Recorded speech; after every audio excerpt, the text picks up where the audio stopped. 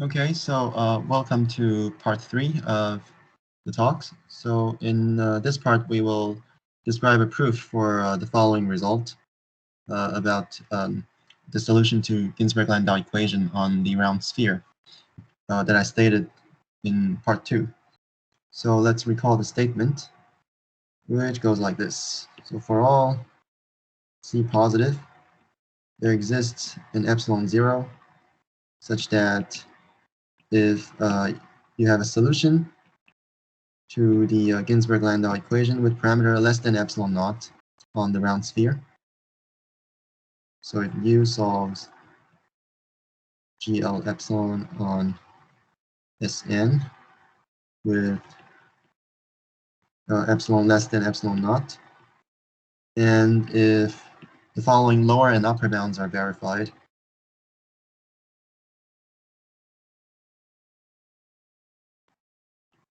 oops, sorry.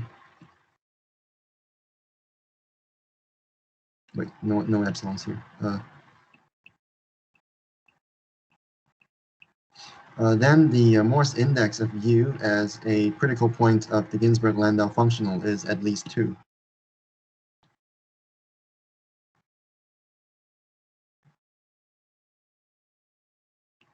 Okay. So we're going to describe a proof for this result. And the idea of proof is very similar to the results by Serfati and by Chen that I described in the previous part. And it is to relate the second variation of the Ginzburg-Landau functional at the solution to the second variation of a varifold, which you can think of as a submanifold for the sake of understanding the proof. And so what we're going to do is we'll prove the theorem by contradiction. So by negating the conclusion, we would get a sequence to which we can apply theorem B from part 1 and get a limiting varifold. And then we'll attempt to compare the second variation of the Ginzburg-Landau functional along the sequence to that of the limiting varifold and draw our conclusion. So before I give you a more detailed outline of the proof, I want to recall a computation from the work of Lawson-Simons. So actually, this already appeared in the work of Simons.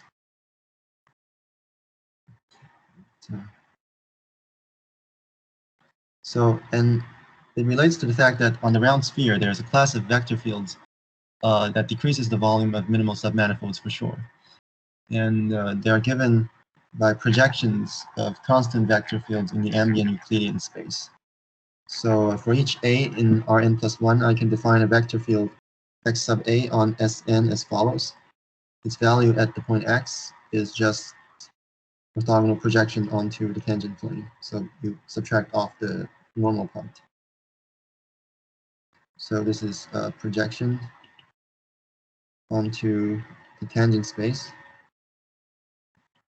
Okay, and then you can easily compute its derivative. So for all x in Sn and any pair of vectors in tangent space, we've normalized the Levi-Civita connection on Sn. Then you can see that nabla v of xa dot w is the same as minus a dot x times v dot w. Okay, and I'll call this equation star.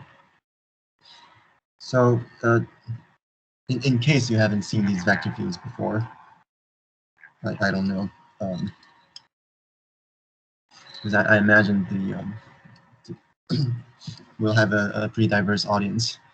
But anyway, so if you haven't, in case you haven't seen this, you can think of these in following ways. So first of all, they are the gradients of the eigenfunctions for the lowest positive eigenvalue of minus the Laplace Beltrami operator on Sn. So it's a fact that coordinate functions or restrictions of linear functions to the sphere give you eigenfunctions for the Laplace operator, and they correspond actually to the lowest positive eigenvalue. for minus the Laplacian. And another way to think about these vector fields is that they generate conformal dilations. So that the diffeomorphisms they generate squeeze everything on the sphere from one pole to its antipodal point. Okay, in terms of stereographic projection, you're just multiplying by a constant. So that's how you might imagine these vector fields, what these vector fields are doing. And one of their very nice properties is that they decrease the volume of minimal submanifolds. So this fact was already observed in the work of Simons from '68, and it follows from Lawson-Simons that this works for stationary rectifiable varifolds as well. So just logically speaking, we need this computation to work for stationary rectifiable varifolds because theorem B only produces stationary rectifiable varifolds and not actual smooth minimal submanifolds. Okay, but for the purpose of understanding the proof that I'll outline below, whenever I say stationary rectifiable varifold, you can replace it by minimal submanifold. No problem.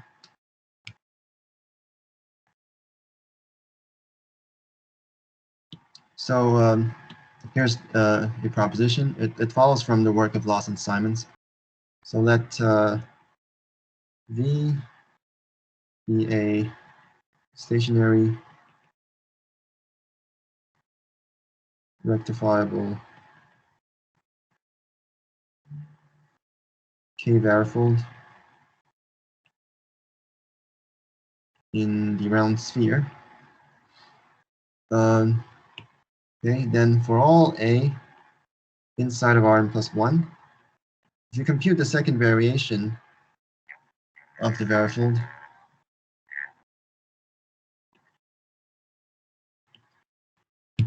in the direction of these special vector fields defined up here, okay, then you always get a negative answer, a non-positive answer. So this is integrating over the support of your varifold, and then the normal projection onto the orthogonal complement to the tangent plane. And then with respect to the volume measure, okay, so XA projection onto the normal space of T sigma inside of the sphere.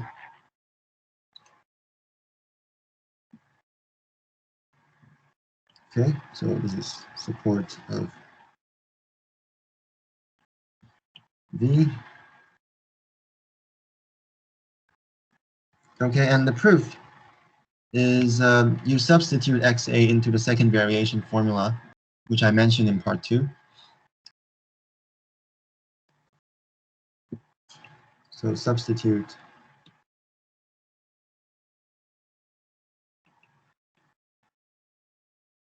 XA into second variation formula.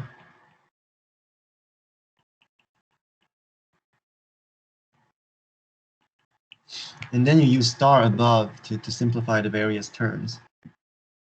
Use the star above. Now you're going to left with some expression, and then you have to use the stationarity to further simplify and get the conclusion.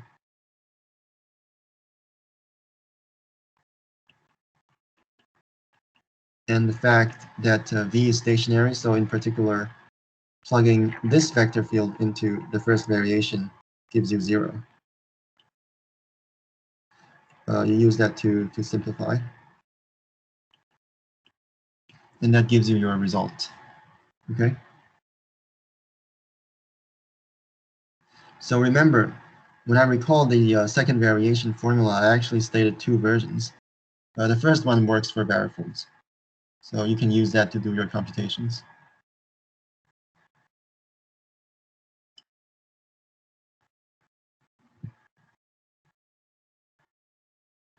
Okay, but this is really the key computation. And From this and simple linear algebra, you deduce the following. So from the proposition plus some linear algebra,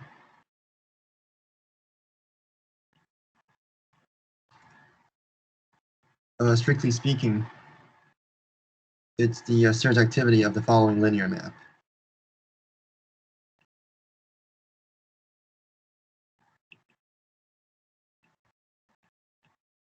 Using proposition and the surjectivity of the following map,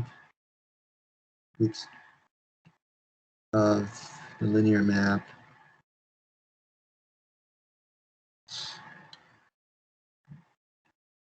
going from the class of all such vector fields into the normal space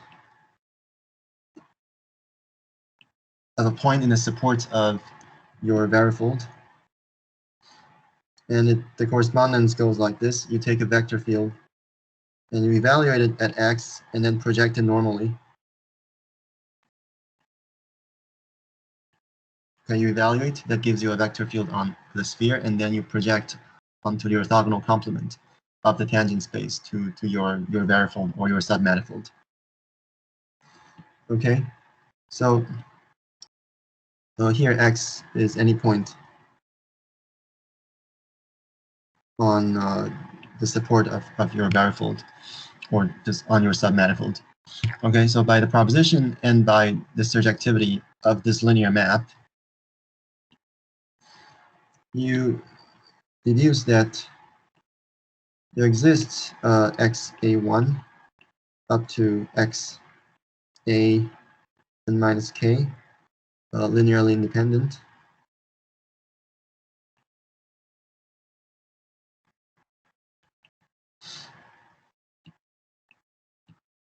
So that the following matrix is negative definite.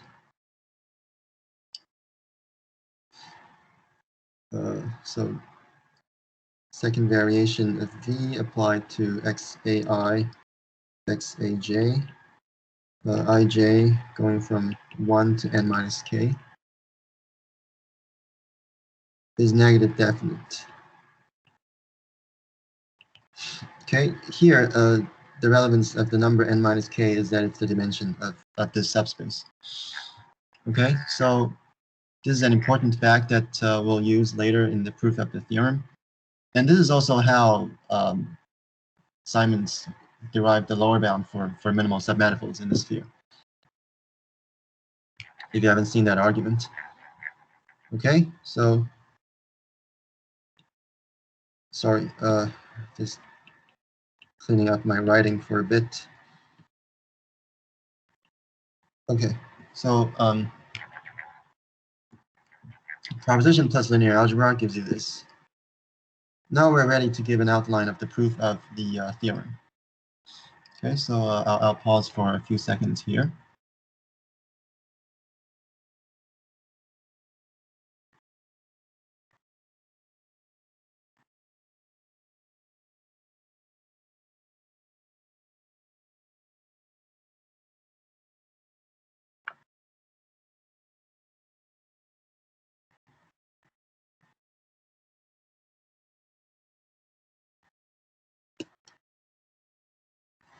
Okay, so the proof goes as follows. We're going to proceed by contradiction. So the 0th step is you assume the conclusion is not true.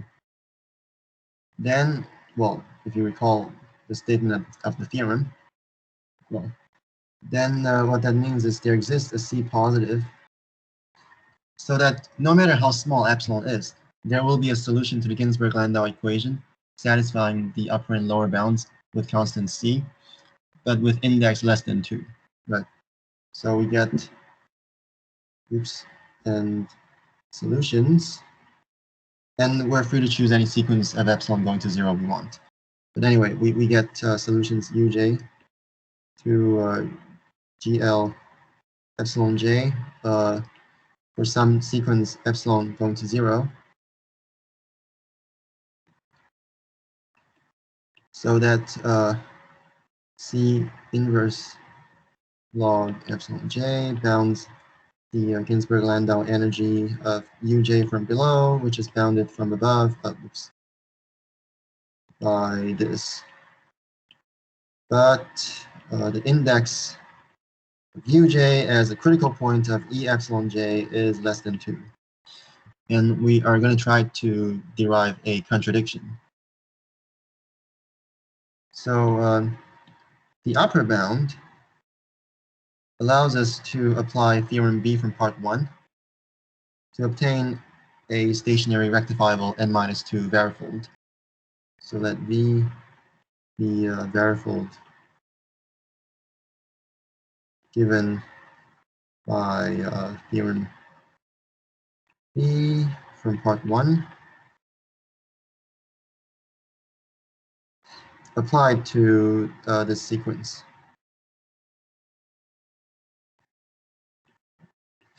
Okay, so, and note that V is non-trivial because of this lower bound. Okay, so I'm going to put them in boxes with the same color just to signal that they are related.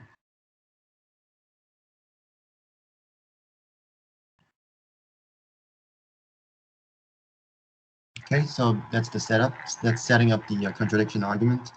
So now we have a sequence and a limiting variable to work with. Next step, as I mentioned in the beginning of this part, is that we want to compare the second variation formula of E epsilon j at uj to the second variation of the limiting varifold. But to do that, we'll have to make vector fields enter the picture on the Ginzburg-Landau side of the story. And to do that, we'll have to perform the variations slightly differently with respect to diffeomorphisms generated by vector fields, rather than directly modifying the map. So I'll explain how that's done below, but the resulting bilinear form will be denoted by this notation. Okay. And it's called the second inner variation by some authors, including myself. So the next step is to use theorem B from part 1 to show that you have the following convergence result for the second inner variation. If you divide the bilinear form by log epsilon,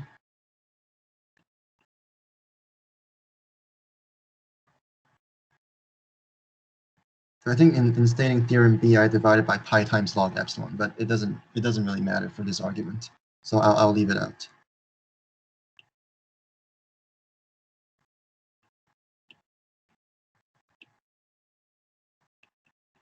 For all vector field, if you divide by log epsilon j and let j tend to infinity, you get, well, what you want, plus some error term, which I will spell out below when I go into these steps in slightly more detail.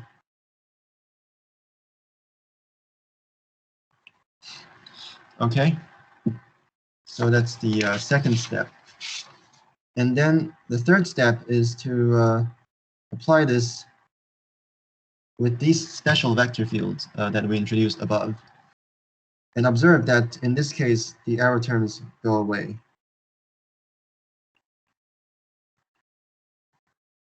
Then error terms go away. And so we get a nice clean convergence of the second inner variation to the second variation of the limiting varifold. And so by the work of Lawson-Simons, so the proposition up there, and the remark following it, and the fact that the error terms go away on these special vector fields, you conclude the following. So by Lawson-Simons,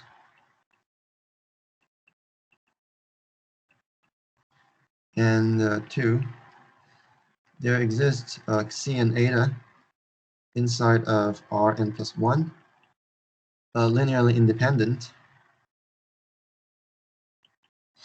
such that the following matrix is negative definite.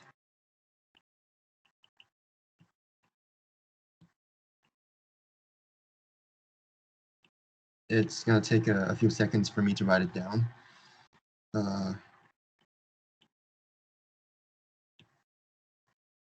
You can go have some water if you want. You can go have breakfast or lunch or dinner, and I'd still be writing.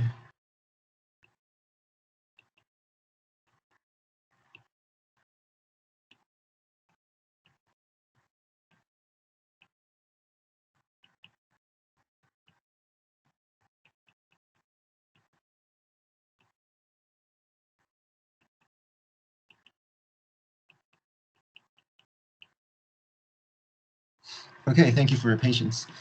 So the following matrix is negative definite.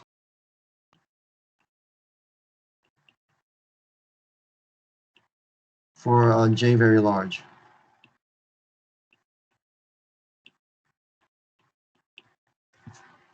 Okay?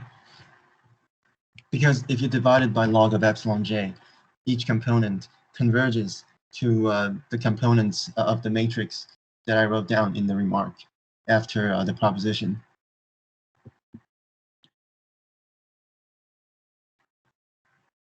I'll elaborate on this below.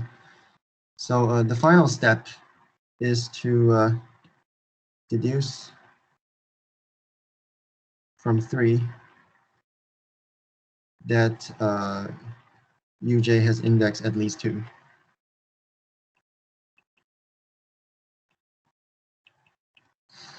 And that's a contradiction, right? Because we are assuming that they all have index less than 2. And that finishes the proof. And that will finish the proof. Okay, so that's an outline of the main steps.